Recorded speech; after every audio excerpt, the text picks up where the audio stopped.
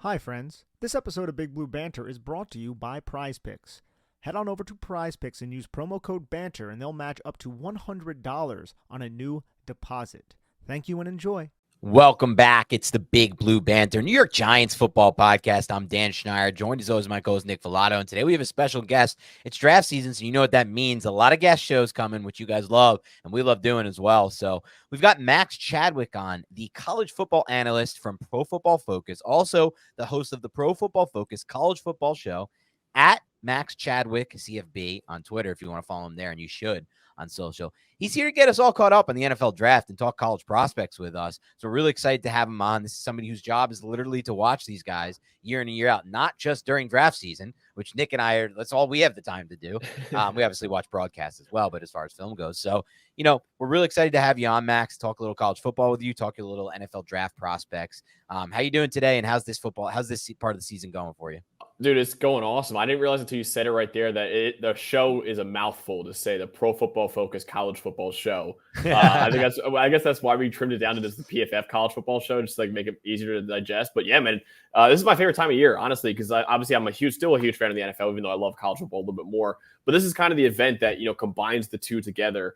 And that's why I love it so much, that you can combine, college football into the NFL. And that's why I think the NFL draft is the best event in sports, honestly. So it's the best time of the year right now, and I'm excited to talk about it with you guys. This offensive tackle article that you came out with, and I know you have a series of articles over there at PFF. I encourage our listeners to go over there and check it out.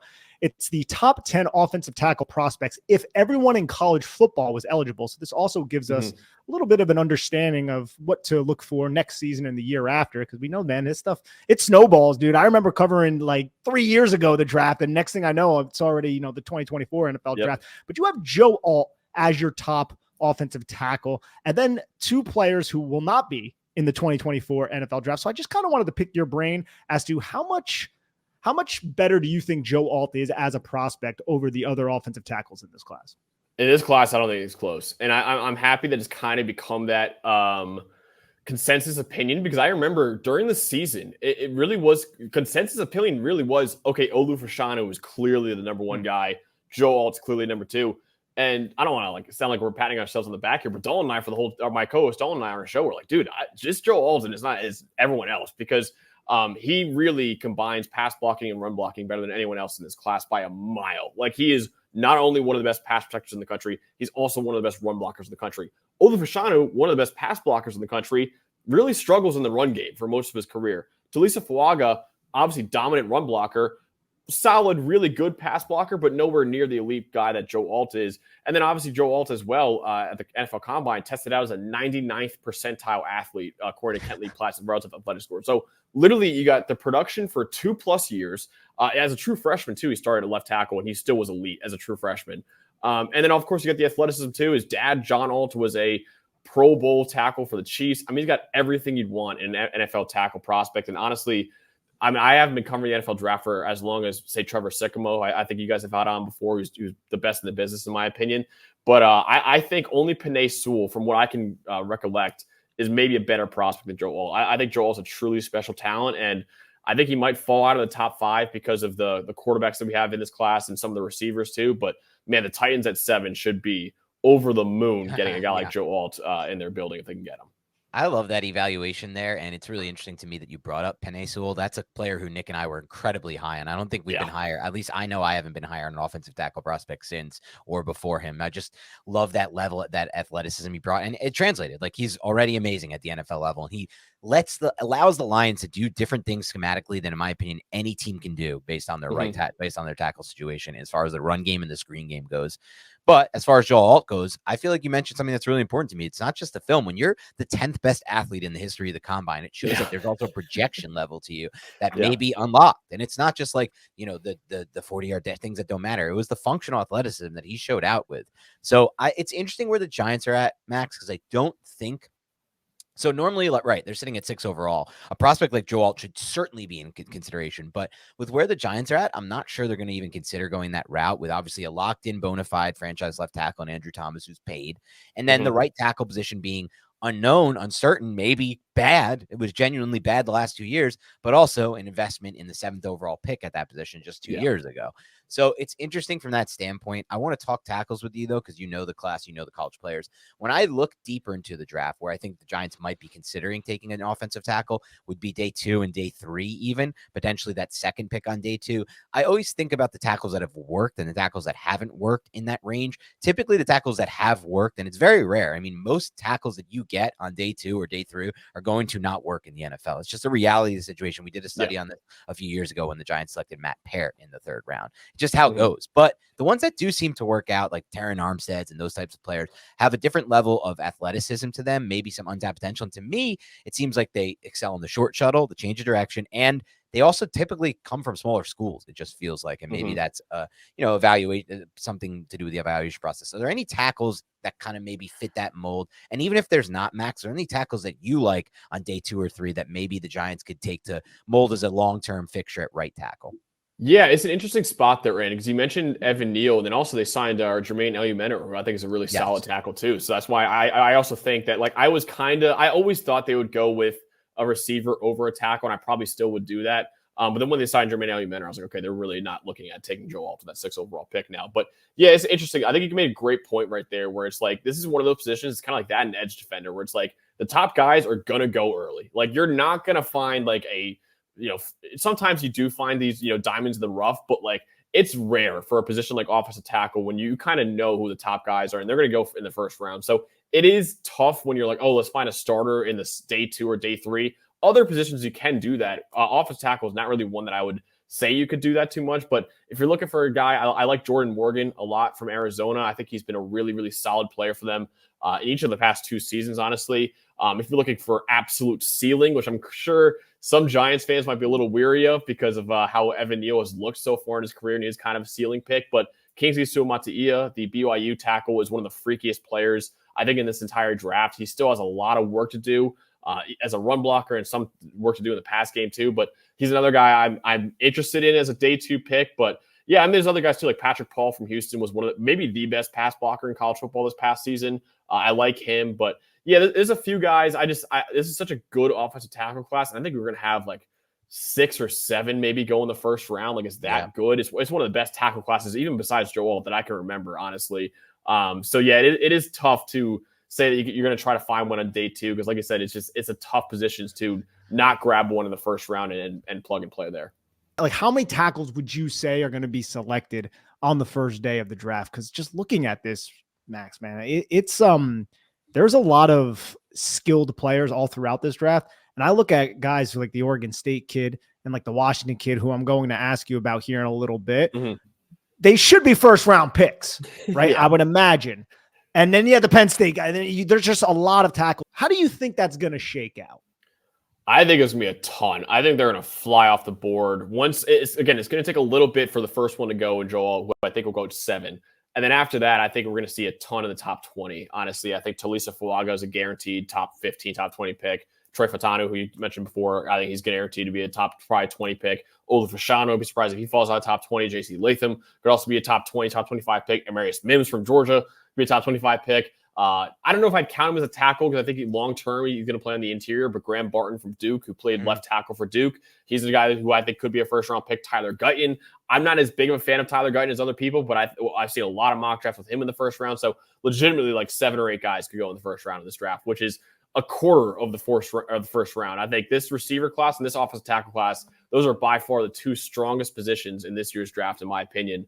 And it is evident by how many 1st-round caliber players there are. Like I said, there could be 6. I mean, I don't think this will actually happen, but you can make an argument for 16 of the 32 1st-round picks, half of the 1st-round picks being either receiver or offensive tackle. Like, that's how good these 2 classes are. So, yeah, it's tough to find one on day 2 is what I'm saying, because I think a lot of them are going to go off the board early.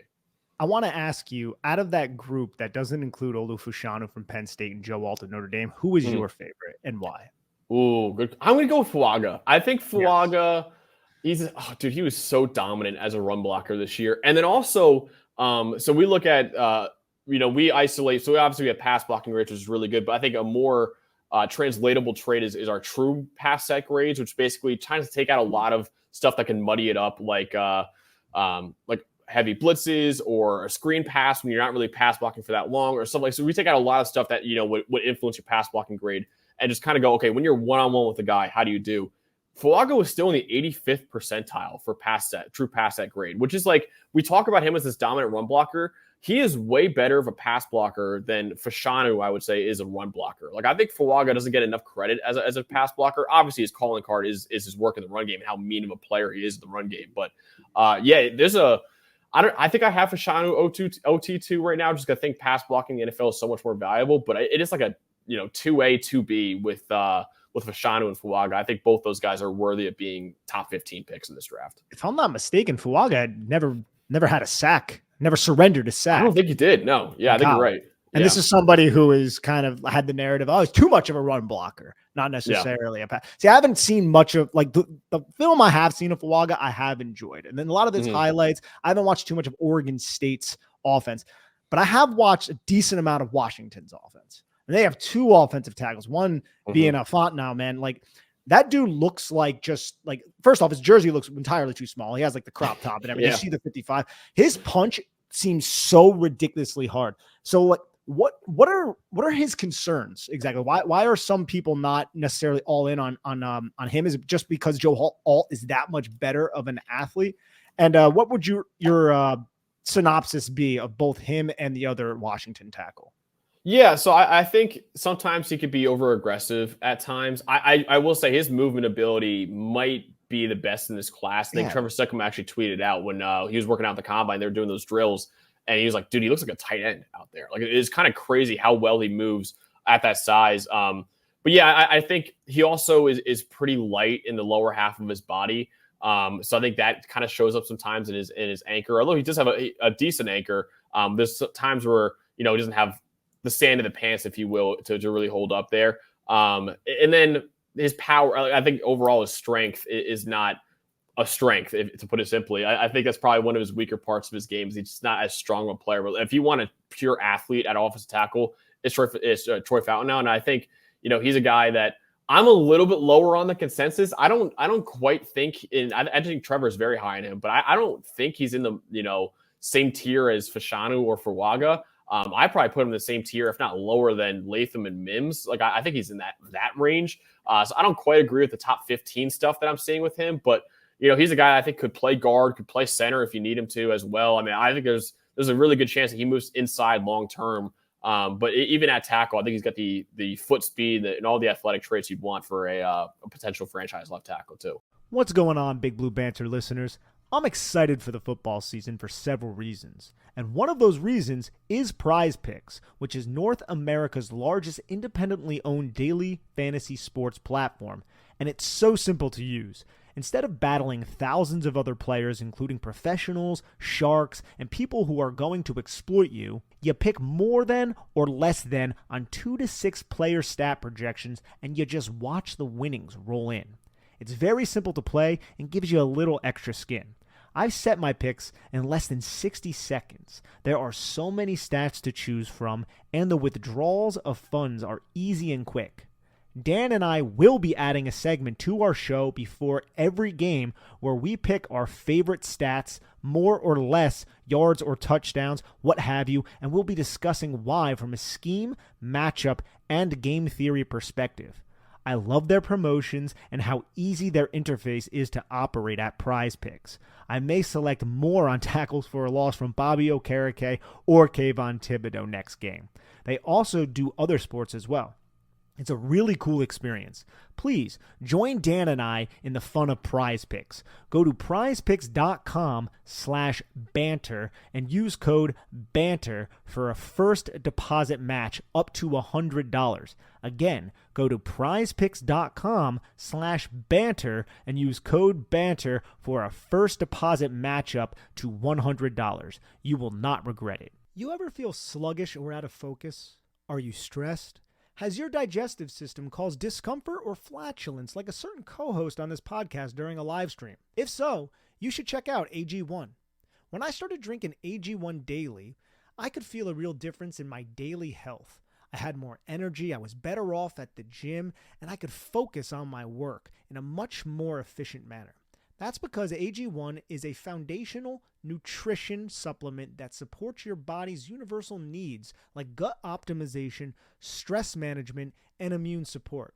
Since 2010, AG1 has led the future of foundational nutrition, continuously refining their formula to create a smarter, better way to elevate your baseline health. Not only did I replace my multivitamin with AG1, but I love that every scoop also includes prebiotics, probiotics, and digestive enzymes for gut support. I recommend AG1 to all my family and friends because AG1 has a team of doctors and scientists that formulate around the latest science and maintains high quality standards within the industry. Even my friends have started drinking AG1, and they always tell me how energetic they feel and how it's helped them out at the gym, and also it's helped them manage their stress levels. That's why we're happy to have AG1 as our partner. If you want to take ownership of your health, it starts with AG1. Try AG1 and get a free 1-year supply of vitamin D3, K2, and 5 free AG1 travel packs when you first subscribe. Go to drinkag1.com/banter. That's drinkag1.com/banter to check it out. Our mental and physical well-being is of the utmost importance. Whether you're a world-class athlete or a podcaster like me, we all need to take that very seriously. That's why I'm excited that Unified Healing is sponsoring this episode of the Big Blue Banter podcast.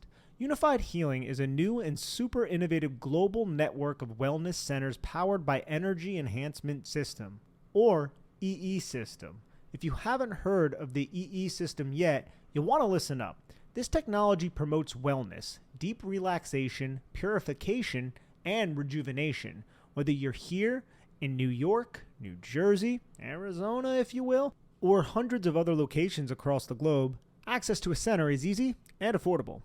Interested in experiencing the EE System technology for yourself?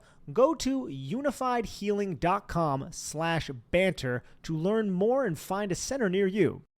That's UNIFYD healing.com/banter.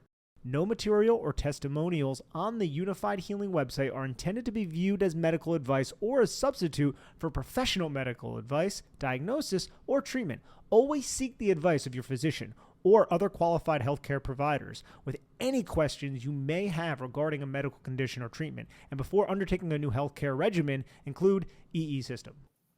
I want to transition a little bit to another area of the offensive line. The Giants just signed John Runyon to be their offensive guard starter. Now, it's not necessarily, in my mind, looking at the contract, a guarantee he's going to be the starter for the next 3 years. We obviously saw how it worked out with Mark Lewinsky. He was released early in his contract, but we're hoping that this one works out and that he is the starter. But that means there's still an open position on the other side of the Giants offensive line. They have some hopefuls there. Like you mentioned earlier, Luminor might be the starter at right guard. Some people think they might eventually convert Evan Neal there, maybe Azudu, but they have invested mid-round picks on the offensive line. They took John Michael Schmitz in the second round last year, and they took Azudu the year before on day 2. So I think day 2 is still a range where the Giants might see value matching need and potentially finding their long-term fixture at right guard or left guard if they move Runyon over to right guard. He's played both. Who do you see in that day 2 range at the interior offensive line that stands out to you? Anyone you love or anyone that you think might potentially be a fit there? Yeah, so I think those 2 guys, actually, you could say 3 that could be first-round picks on the interior. In Jackson Powers-Johnson, the Oregon center, Zach Frazier. I've seen a lot of mocks. Don't think he's worthy of being a first-round pick, but I've seen a lot of mocks of him in the first round. And like I mentioned before, Graham Barton, who I'd consider more of an interior guy. So I'll exclude those 3 guys. One guy that I cannot believe is not getting more love is Cooper Beebe from Kansas State. I was lucky enough to interview him last year. One of my favorite interviews. The guy was hilarious. And also, man, he was an elite right tackle for Kansas State. They moved him over to left tackle. He was elite there. Moved him into left guard for the past 2 years, and he's the best guard in college football probably. His tape is fantastic. He's probably one of the best pass blockers. And I don't think he's allowed like 1 sack in the last 3 years. And that includes, obviously him playing left tackle and left guard. So it's like he could play – he can't play left tackle in the NFL because his arms are really short. Like they're short even for a guard. I think he has 6th percentile arm length, even for a guard. So he does have really short arms. But I think one of his concerns that I never really understood, and I think he proved it wrong, was a lot of people said, he's a below average athlete. Well, he went out at the combine. He tested out as a 93rd percentile athlete for offensive guard. So that kind of proved that wasn't true at all. His length, like I said, is a problem, but he's a dominant run blocker at Kansas State, dominant pass blocker for 3+ years, even 4 years, you could even say. I think he's definitely should be a second-round pick in this draft, and I've seen a lot of people say he's a day 3 pick. I think whoever picks him up is going to have one of my favorite picks in the draft. I think he is a superstar that doesn't get enough love in this class, honestly. I agree. Yeah, I agree from what I've seen of Cooper Beebe as well. But he was the guy who opted out of the Senior Bowl, if I'm not mistaken. Is that correct? I think he did. Yeah, I don't know if there's an injury there that held him back, but I think he was dealing with something. But yeah, I think he did opt out of the Senior Bowl. I think you're right about that. He's one of those guys that could fall because of what you just mentioned, the arm length. Like a lot of times NFL teams will just rule them out as an outlier, but sometimes you take a gamble on those outlier type picks and they work out massively for you because you overrate or overstate the parameters that you need for a certain athlete. Like there are outliers within this. It's like Devontae Smith was a good example a few years ago. He was an outlier from the size standpoint. So what are you laughing at? I have some highlights of Cooper Beebe, and you see him at the second.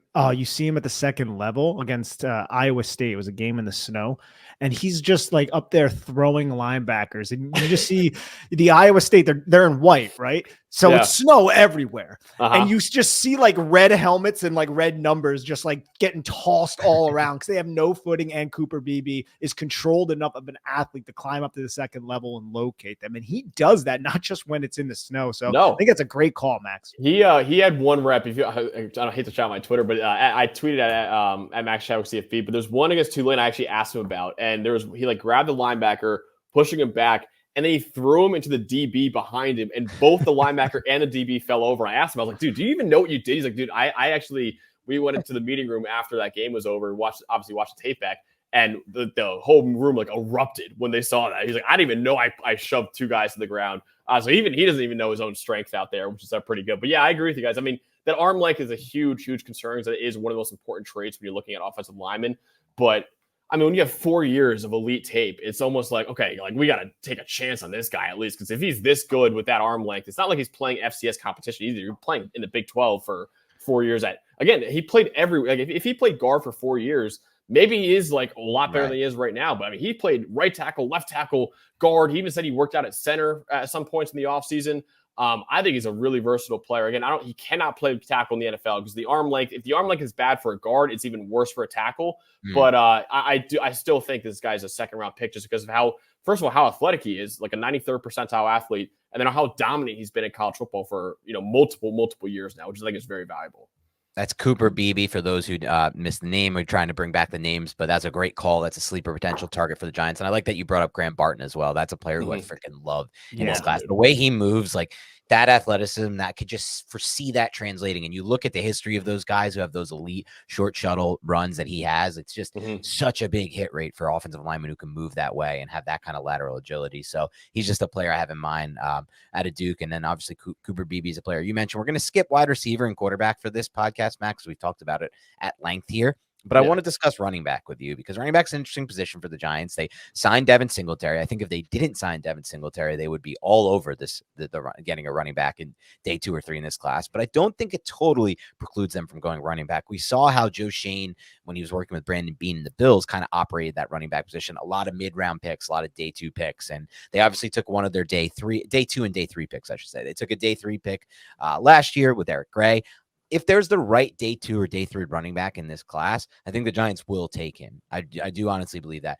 Any running backs that stand out to you as one having better PFF grades than people realize, because I give PFF a lot of credit. So sometimes for my baseline, when I start draft process before I watch the tape, I look to PFF to see if there are just guys that stand out as being better in college football than people realize, or better than their like draft grade or draft projection at the time is. Khalil Herbert is the best example. A few years ago, Khalil Herbert, an unbelievable PFF grade. I'm like, this guy's not even discussed as like a 5th, 6th, 7th round pick. I started watching him and I was like, this dude's unbelievable. Like this dude clear, like this is my target for the Giants. I felt similarly in the past about other running back prospects. I forget who was the guy we liked last year, Nick, that I'm now blanking on, but similar kind of range of the draft that he went in. But do you have any guys maybe day 3 or even day 2 that are better maybe than people realize right now or than the projection says?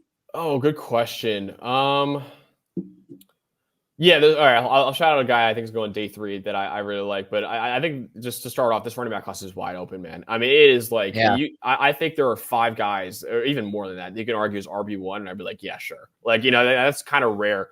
I don't think there's any running backs that are going to go to the top 50. There's a chance we don't have any running backs in the first 2 rounds of this draft. I know there really is a good chance. crazy. And you mentioned before the all eligible stuff I'm doing. I mean, I put out the running back ones already, and the top 3 guys are all guys in next year's draft. Like, wow. I think next year's class is going to be ridiculous at running back. I think it's one of the better running back classes I've ever seen in 2025. But this year, I like Jonathan Brooks. Right now, I have Trey Benson RB1. I think he's one of the best athletes at the position, and that's a position where athleticism really matters. Like, there's some positions where if you're not an elite athlete, you can get away with it. Running back's really not one of them, and Trey Benson is one of the best athletes in the class. The other thing I really look at for running backs is how well do you break tackles, man? Because I think, one of the things that we've been able to do at PFF is kind of isolate running backs from their offensive line. Like, sometimes a guy puts up a ton of rushing yards, but he runs behind a dominant offensive line. Other times, a guy doesn't put up as many rushing yards, but he plays behind a bad offensive line. He's still breaking a lot of tackles. That guy behind the bad offensive line is probably going to have a better career in the NFL because he's creating more than the other guy is. So Trey Benson, I think over the last 2 years, is in the 100th percentile in terms of how many times he forces missed tackles per his attempt. I think he breaks a tackle on like 40% of his carries, which is absurd. He's got some issues. Don't get me wrong. He's not a perfect running back prospect at all. He bounces to the sideline too much. I don't think his agility is all that great. But man, he's a north-south runner. He is an explosive guy. He breaks tackles at an elite rate. He's probably the guy I like the most. And then my sleeper, I'm going to go with Tyrone Tracy from Purdue. He's a guy that is he went to Iowa originally, played receiver, which is like just the worst school to go to if you want to play receiver in college football. But he transferred over to Purdue, played a little more receiver there. Then he played running back this past year because it kind of needed him to, and he didn't really want to do it because he's like, man, I don't, in my last year of college football, you're moving me to a new position. Like, am I going to have a shot? He was an elite running back in almost every measure. Now, he is an older player as a 6-year player, and I understand some fans might hear that and they go, 6-year running back, like it's already a position where they die pretty quickly, their careers. He's one that I'm not really that worried about because, like, he doesn't have the mileage on his legs like a 6th-year running back usually will. Like, he's a guy that played receiver until this year. So it's like, I almost throw the age out the window with him because, like, it's like, okay, this guy doesn't have that much mileage on his tires. He's obviously he looked amazing at running back this year in terms of breaking tackles. Obviously, he's a really good pass catcher because of his background as a wide receiver. He's a guy that I think is going to go day 3, and I think he's one of the biggest sleepers in this class. So yeah, Tyrone Tracy from Purdue. If you haven't watched him yet, he is a fun tape watch, man, because he made a lot of unbelievable plays for Purdue this past year. I saw his game against Michigan, and it was like a late in the 4th quarter run that he had that went for like 25 yards where it was a counter run, and he hits the edge, and there's a little crease there, but the DB, who's more than likely a backup because it wasn't Sanistrell, just filled really quickly, got into his legs, and then I don't know how he made a miss. Somehow he got super skinny, and like his legs became so damn tight and next to each other, and he just like slithered past the dude and then scampered for an extra 24 yards or something like that. And I was just like, holy crap, who is this running back out of Purdue? I wasn't too familiar of him when I saw the play. Man, the fact that he was that good while only playing 1 year running back is like, that's what makes me really, again, the age is a question mark. I think he's like 24 years old right now, but like, I just don't treat his age the same as you would other older running back prospects because it's not the same. I think more indicative is like mileage. How many carries have you had in your career? And like I said, he hasn't had that many. So he's a high ceiling, even though he's an older guy, he's a high ceiling guy, I think, because of how good he was in his first year at running back, honestly. Yeah, I love that. And I don't think age is something I use particularly. I mentioned earlier there was another back who was on my radar after PFF had him rated higher than the consensus. And that was Ty Chandler, actually, from 2 years ago. And he got his first opportunity to play last year with the Vikings. Looked freaking awesome, I thought. And then in the tape I watched him. Now they have Aaron Jones. We'll see what happens there, but he's still going to get his opportunities. Now, one thing that you mentioned, I don't want you to go too deep into like the next year's prospects because I just think it's too early. Our people won't remember. They won't care. But you bring up an interesting point where the next year's running back class looks really good. You said one of the best you've seen in years. This year's running back class, let's be honest, at least for me, is one of the most disappointing I've ever studied. The fact to me, as a Wisconsin Badgers fan, that Braylon Allen is even discussed as a potential RB1 for some is a bad sign for this class. It's a really bad sign for this class. He has some traits that are interesting, and he has some patience, but he is not an RB1 in any class. Now, so running back might be a position where if you're a good GM, you look at it like we have somewhat of a need at this position, but we could wait for next year's class. And that might be this striking point for somebody like Joe Schoen.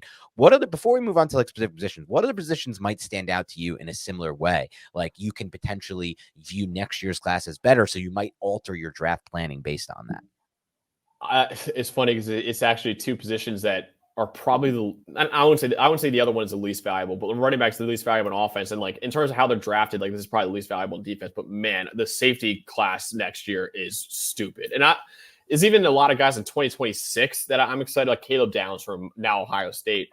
He'd be probably my number one safety in this class if he was eligible. He only played 1 year of college football. But the safety class next year is truly the entire defensive side of the ball is a heck of a lot better next year than it is this year. I think this is a very loaded offensive draft, and I don't think waiting for next year for an offensive position is a smart move. But man, the top edge defender in next year's draft would be next year guy. The top D tackle in this year's draft will be a next year guy.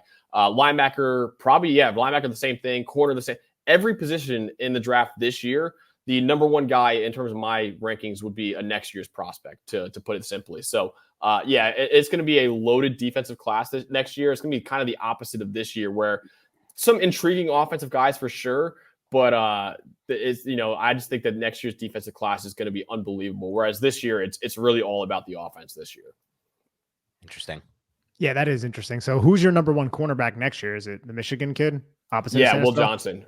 Johnson is my number one corner. I even think Benjamin Morrison from Notre Dame might even be the number one corner if he was in this year's draft as well. Those two are absolute superstars. And then Tacario Davis from Arizona. He's a 6'4" corner who's unbelievable for them. Travis Hunter, obviously. Who knows where he's going to play long-term in the NFL, but he's another guy that'd be probably a first-round pick. Like, I think next year's quarterback class is going to be really, really good too. So, yeah, basically every defensive position is better in next year's draft than it is this year. I'm curious real quick before we get out of here. What about the edge? Because I heard you say that that next year's edge would be better than your top edge this year. So first, who is that edge? And secondly, who are your top 3 edge rushers in this year's class? Okay, so I would say this is kind of a hot take, and hopefully I'll be right on it. I think there's a chance James Pierce Jr. from Tennessee is the number 1 overall pick in next year's draft. Wow. And I think there's a couple reasons for that. I think one, next year's quarterback class is not great. It doesn't look that. So if you need a quarterback this year, like the Giants fans, I'm sure I wouldn't be like, oh, we'll just wait for next year, because it doesn't look great next year. I mean, like Shedeur Sanders and Carson Beck, maybe, but they would be maybe first round picks in this year's draft if they were in it. But yeah, James Pierce Jr., size, speed, explosiveness, one of the best pass rushers in college football, from Tennessee, by the way. He is an absolute freak of nature, and I love his tape, and I think he's a guy that would be the number 1 edge this year. And like I said, he has a chance to be a number 1 overall pick next year if the quarterbacks really don't, shine like they did this year. So yeah, I think James Pierce Jr. is probably the guy I would go with. And then as for this year's class, I'd say my number 1 edge this year is honestly Laiatu Latu. I think he deserves a lot more love. I think he might have been, he was the best defensive player in college football this past year. He had a 96.3 grade, which is the highest we've ever given out to a Power 5 player in a season.